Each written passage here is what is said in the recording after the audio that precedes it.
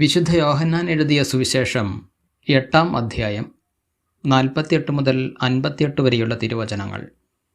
യഹൂദർ പറഞ്ഞു, നീ ഒരു സമരിയാക്കാരനാണെന്നും നിന്നിൽ പിശാചുണ്ടെന്നും ഞങ്ങൾ പറയുന്നത് ശരിയല്ലേ? യേശു പറഞ്ഞു, എനിക്ക് പിശാചില്ല. ഞാൻ എൻ്റെ പിതാവിനെ ബഹുമാനിക്കുന്നു. നിങ്ങളാകട്ടെ എന്നെ അപമാനിക്കുന്നു. ഞാൻ എൻ്റെ മഹത്വം അന്വേഷിക്കുന്നില്ല. അത് അന്വേഷിക്കുന്നവനും വിധികർത്താവുമായ ഒരുവനുണ്ട്. സത്യം സത്യമായി ഞാൻ നിങ്ങളോട് പറയുന്നു, ആരെങ്കിലും എൻ്റെ വചനം പാലിച്ചാൽ അവൻ ഒരിക്കലും മരിക്കുകയില്ല.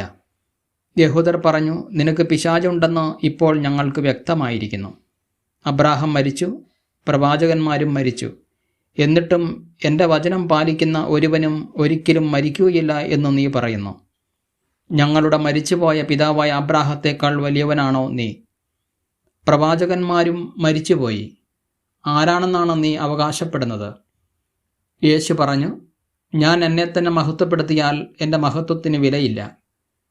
എന്നാൽ നിങ്ങളുടെ ദൈവമെന്ന് നിങ്ങൾ വിളിക്കുന്ന എൻ്റെ പിതാവാണ് എന്നെ മഹത്വപ്പെടുത്തുന്നത്.